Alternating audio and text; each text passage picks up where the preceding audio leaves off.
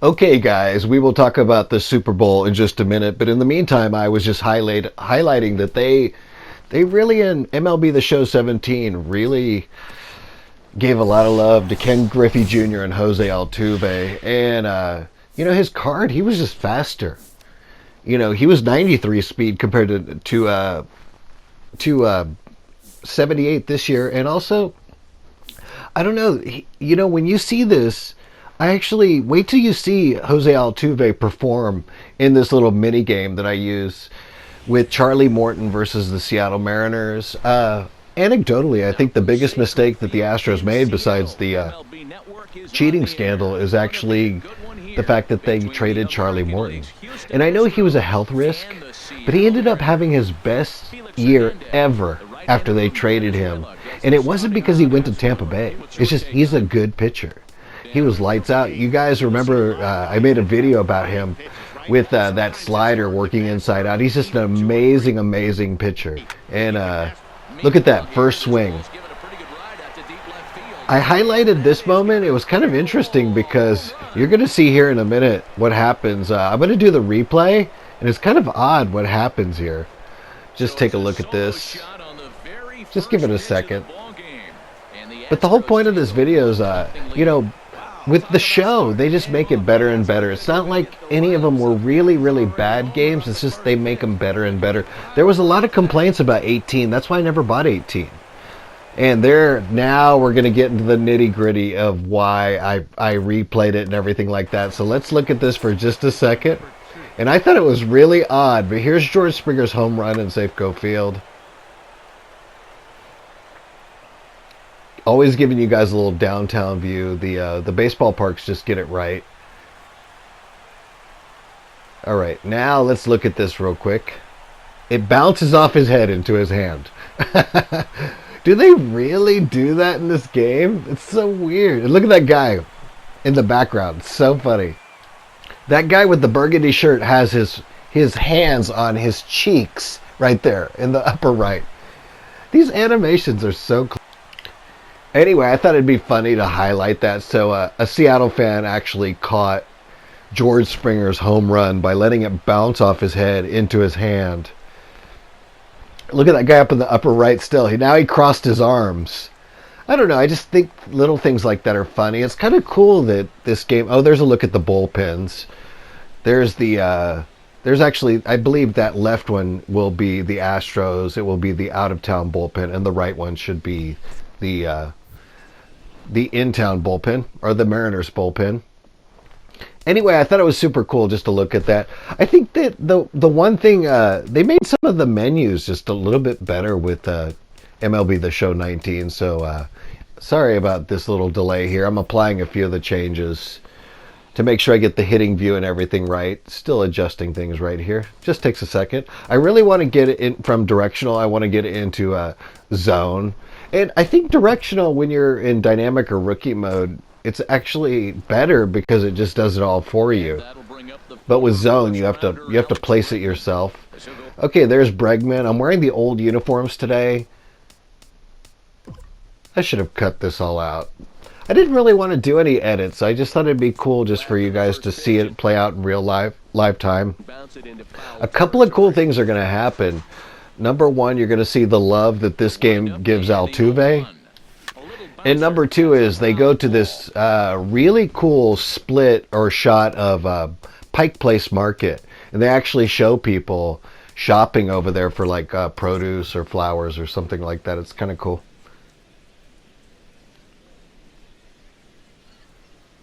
Hit on the ground toward the left. Okay, I got on top of that one, unfortunately. There's a few things. The animations were really good back then. Sometimes their movements are just a little bit off. Like I said, I really don't have any complaint about the old versions. It's just they really like 17 isn't very dated.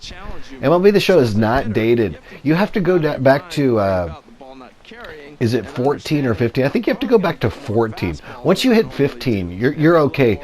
But it's the menus and the kind of the loading times just seemed a little bit slower when you go into Diamond Dynasty. See, here's part of the love. Not only does he get a decent contact, he outruns that with that 93 speed. He's not really slower at all. He still trains. He's not that much slower at all. See how he outruns that? So that was something I wanted to highlight in this video, and I thought it was really cool. I'm going to try to steal with him here with that kind of speed and see if this game gives him some love. And Hernandez will go to first, and he'll dive back in safely. This is when Felix Hernandez was still pitching really well. Here's Carlos Beltran. A pitch out. The throw. Not in time. As Even with the pitch out, he outruns it. This is so cool. Okay, here's the show track. I like that they did that, but they could have gotten the presentation angles a little bit better, but they just tend to fix everything wrong with this game every year and make it a little bit better. I'm pretty excited about MLB The Show 20 to see what they do right. Even after 20 comes out. And that's lifted the other way out to left. Dyson's there. All right, let's look at this. Safeco Field does just look you know, 10% a little bit more cartoony, and I think that's just the textures that they applied to like the shirts and all, and also the backgrounds on the buildings. They still haven't made the backgrounds of the buildings perfect in 19, and I think they're probably doing that on purpose to leave room for growth. Always like wearing those old Astros uniforms from around 1970, the early 70s, late 60s. They're gonna walk you. Let them walk you. Here comes the 0-1. Squared that one up just a little late. You can see with the feedback in the corner with the buckshot spray chart, I don't think they've changed that at all. It's all been the same for a few years now. I like that animation right there. That animation showing him walk away. They've kind of I don't think they've improved that much. I've seen when they swing, they go into this freeze mode with them like frustrated, and they freeze it right there. But the way that they're walking away with that animation, I actually think it's a little bit better in 17. Man, Charlie Morton on the Astros was really cool. Okay, let's go into the Super Bowl for just a second. The Super Bowl, I probably spent this year 20 minutes watching one game, maybe 30 or 40 minutes watching another game. And then I think I watched, about an hour of the Texans losing their playoff game. And then I watched about 2.5 hours tonight of the Super Bowl. So if you add that up, I probably watched about 4.5 hours of football. So, and most of them were spent tonight, the 2.5 hours.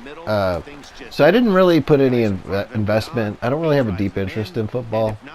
Back in the day, I was an Oilers fan, but I've kind of just let football go. And as you can see, I spent part of my time watching the Texans playoff game because I wanted to support them in that moment. And I don't want to be like a Debbie Downer or a Scrooge or whatever to anybody that really enjoys football. If you enjoy it, good for you. But I can say this, that, it would have been good for the city of Houston to win the Super Bowl, and they had a good year. They just got outplayed by a better team, and I don't even know about the details, but we kind of let our opportunity go. So it is what it is at this point. I'm more interested in the Astros season with Dusty Baker. And look at that, Nelson Cruz. I like those glasses. See how they get the animations right even back then? It's kind of cool. There's really not that big of a difference. They just kind of refine things. And I think that's because they use the old modeling and they just build on it and make it a little bit better. So there's a way they can tweak things.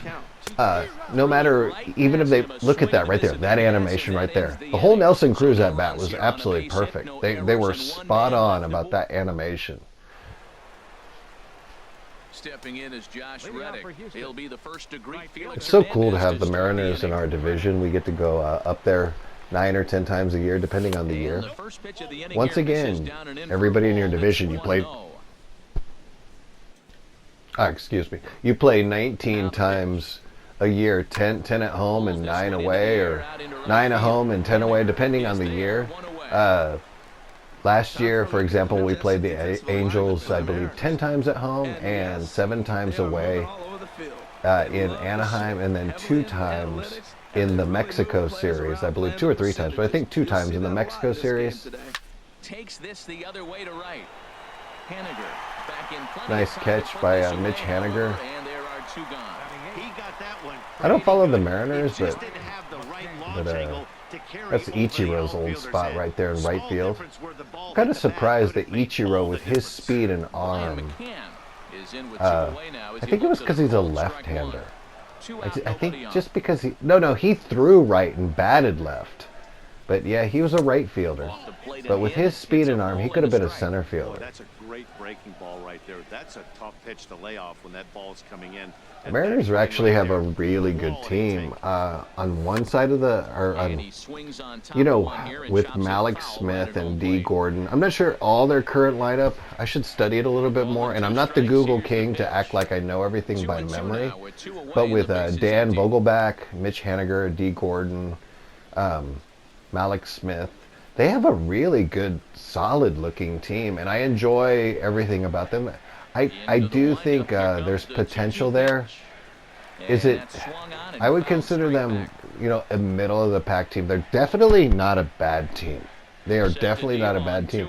I think a couple years ago, and I don't really look at that. That was off the plate, and they called it a strike. They don't do that in MLB The Show 19. That's so interesting that they called a ball off the plate. And the reason I didn't swing at it is actually I couldn't tell if it was going to be a ball or a strike, so I'm not sure what I was thinking in the moment anymore. Kyle Seager. Outside target here, and he hits it for strike 1. Shout out to Camden Disney. His favorite player is Kyle Seager and Ken Griffey Jr. And this is fouled back and out of play. My favorite Mariner of all time is A-Rod. No, I'm kidding. It's definitely not A-Rod. He's my least favorite player of all time, to tell you the truth. Him and Bellinger. Bellinger, during our scandal, anyway, I was going to mention the Mariners scandal. Yeah, they had some kind of administration, like some kind of discrimination scandal a couple years ago. I don't really pay attention to all these scandals, so I've let it go and I've forgotten it. So they have a little bit of dysfunction, but the Mariners, man, they have so much untapped potential. I'm surprised that they don't do better. They started out super hot, and everybody seems to like baseball up there, and they got really excited because they had some kind of home run, like 21 home runs to start out the season or something in a row, and they looked good, but then they just tanked. Having the Mariners in our division definitely makes it competitive. We do not have a weak division. It's just we just happen to be the better team.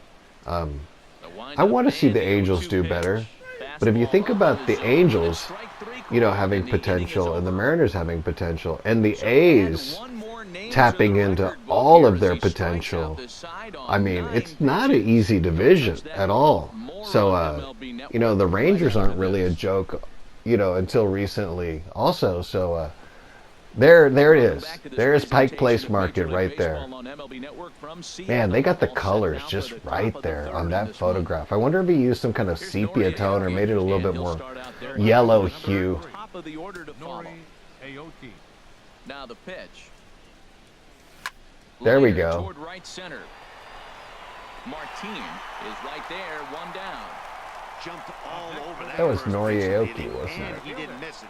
Just wasn't able to steer it in a direction that resulted Mike in a leadoff Zunino hit. is still on the team in 2017. Felix Hernandez. Look at that spray chart, that feedback. That was squared up. Send a ground ball down to third. Seager fields it cleanly. Throw to first to be in time, and Hernandez looking good here with 2 away. Third baseman number 2, Alex. Ready for another chance? Alex Bregman. 0 for 1 for him here in this one. Anyway, this video is almost over. I just wanted to kind of show how much love they gave to Altuve in this game, and give you guys a nice, calm video, and let you guys hear the crack of the bat, a few swings, summer baseball. Nice day in Seattle. It's a more peaceful game. I enjoyed my experience up in Mariners Stadium, or I'm sorry, Safeco Field, now T-Mobile Park. Second baseman Jose Altuve. And this one's in the dirt. It's definitely a world-class stadium. It reminds me of Minute Maid Park a little bit, you know, with the kind of red brick on the outside. And I think Minute Maid Park has a few things that are better, like the glass wall, the retractable roof that has air conditioning. But there's something to be said about having the open air retractable roof, and also you don't need air conditioning in Seattle. So it's a good stadium. It's a little bit monolithic looking on the outside, and from the upper outside view, from certain angles, kind of like had a couple features just like Globe Life Park in Arlington, Texas. And I thought Globe Life Park, and I've got no hate talk for these stadiums at all, but I just thought Globe Life Park just wasn't a good stadium. I've never liked that stadium. I don't like that monolithic upper structure look like a NRG Stadium. NRG Stadium is a little bit too much. Jerry's World, AT&T Stadium is a little bit too much for me too. See how they're giving Altuve all the love right there? And that'll get down for a base hit. I don't know. I just thought this was a really the year that they highlighted Altuve. I hope in MLB The Show 20 they do that again.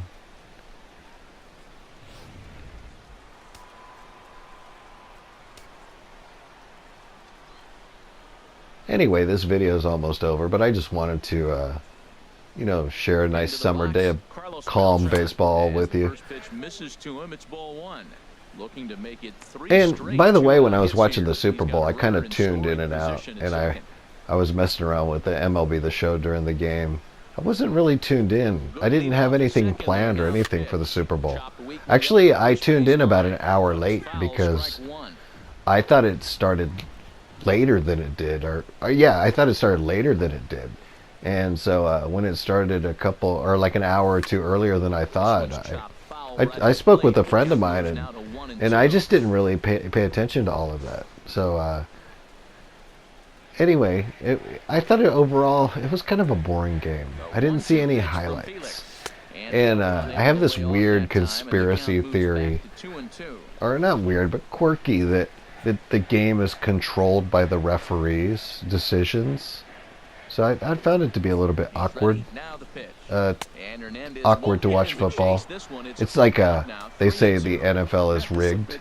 Right here. They're putting together a nice little small rally. He's got to throw a strike right here and make him swing the bat. But overall, I thought the Super Bowl was, I don't know, the things I took out of it were that the Chiefs didn't play very well for 3 quarters. And they were extremely clutch in the end.